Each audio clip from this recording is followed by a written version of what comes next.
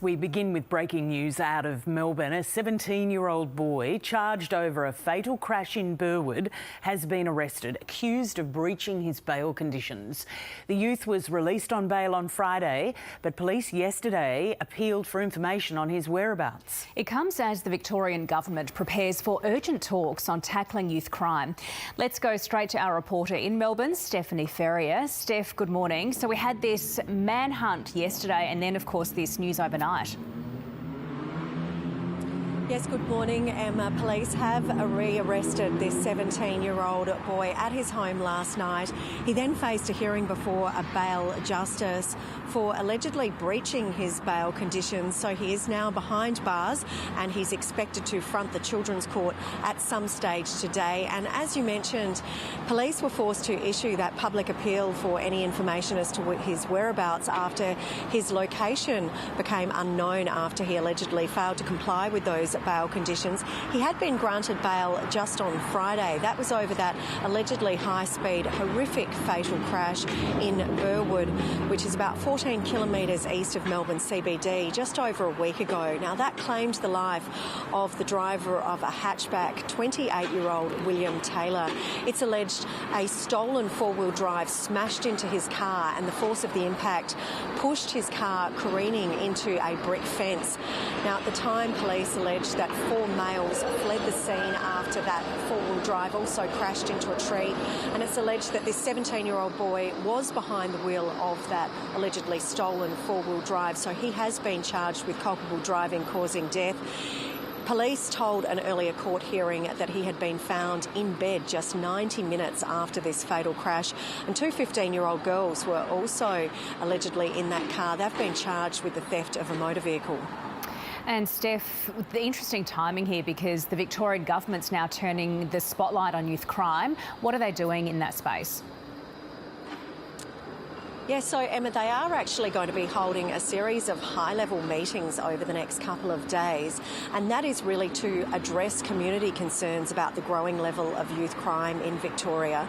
So these meetings will be led by the state's Attorney-General and also Police Minister, but they'll also involve other senior government ministers as well as senior police and also legal and youth experts, really discussing this state government's new youth justice bill as well as potential changes and reforms to the youth justice system, and also the plans by the state government to strengthen the bail laws here. And that's following increasing criticism that some of these really serious repeat offenders are actually committing crimes while on bail.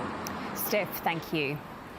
Let's head to the US now, where US President Joe Biden has just wrapped up his opening address to the NATO summit. Our North America correspondent Barbara Miller is there. Barbara, good morning to you. What's he had to say? I guess you described it as a bit of a stirring address. He paid tribute to NATO. He said it was stronger than ever. That's 75 years since the alliance was first formed here in the US Capitol.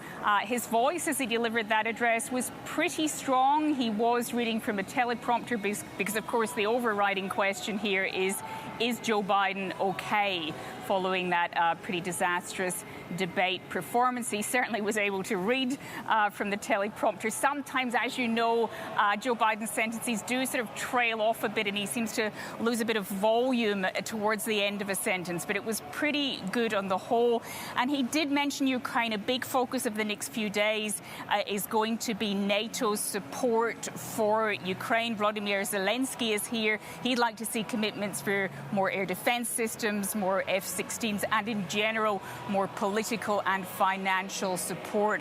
Let's hear just a little bit of Joe Biden now on the topic of Ukraine.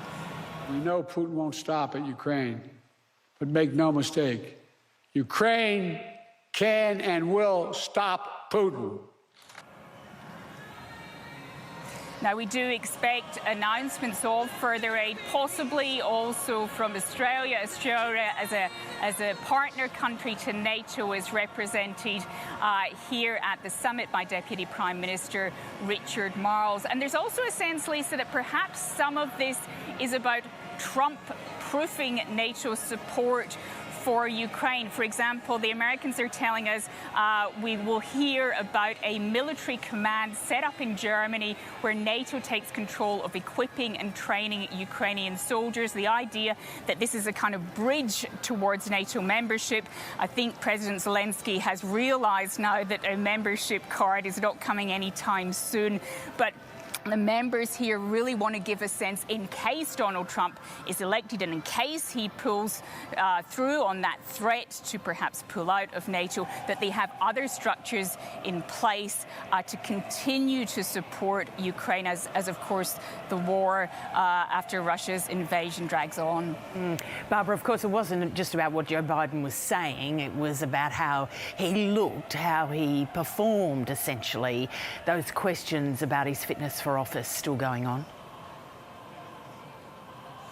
I think, that this kind of it doesn't change anyone's opinion. It was a decent address. He got through it. As I said, his voice was pretty strong at times, but we've seen him put in a couple of performances like this, or several really, since the debate out on the campaign trail, or for example here in DC giving comments on a Supreme Court decision where he reads from the teleprompter and he does okay. So those Democrats or members of the American public who think that he perhaps should move on, should make way for another candidate for the 2024 presidential election, I don't think tonight's performance changed those opinions. What we're all now focusing on in terms of this aspect of the story, Joe Biden, is a press conference he said he'll give at the end of these 3 days here at this venue. It's being described by the White House as a big boy press conference. That is an open press conference where they're suggesting it won't be controlled, that he will take a lot of questions from members of the media. And as you can imagine, there certainly are an awful lot of questions that they will be putting to him, and an awful lot of eyes will be on that performance to see how that goes. Yeah, Barbara, thank you for the update. Just so fascinating. Yes, OK, so there's other news around. There is. So a 45-year-old man from Coolaroo in Melbourne's north has been charged with murder after the body of a woman was found in a waste management facility in nearby Epping last week. Staff at the facility found the body while moving green waste last Wednesday, and they contacted Victoria Police. The woman is yet to be formally identified, but is believed to be a 67-year-old who was known to the man. Community advocates in Victoria want improvements to a much-used online tool for reporting sexual assaults on public transport. Police have received thousands of reports of sexual offences through the Stop It service since 2021, leading to 33 arrests. But the Public Transport Users Association says a lack of live monitoring means assistance can't be given to people who report until after the event. 1 in 7 Australians is living in hygiene poverty, being forced to sacrifice their cleanliness because of the cost of living crisis. That's according to a recent survey. Charity network Good 360, which commissioned the poll, says sacrificing hygiene can be a precursor of more serious poverty. The CEO of Greyhound Racing New South Wales has resigned amid further controversy within the greyhound racing industry. A damning report from the former chief vet of the organisation was briefly released at Parliament yesterday before it was then declared privileged and quickly withdrawn. Gaming and Racing Minister David Harris says the report alleges significant issues which require careful scrutiny. The trial of Hollywood actor Alec Baldwin is now underway in the US. The 66-year-old has pleaded not guilty to involuntary manslaughter after he shot and killed cinematographer Helena Hutchins on the set of Rust in 2021. Former federal prosecutor Mitchell Ebner says the previous conviction of the film's armourer could be bad news for Mr Baldwin. The fact that the prosecution has previously gotten a victory, a conviction under very similar circumstances definitely indicates that in New Mexico, a prosecution here has a very high chance for success.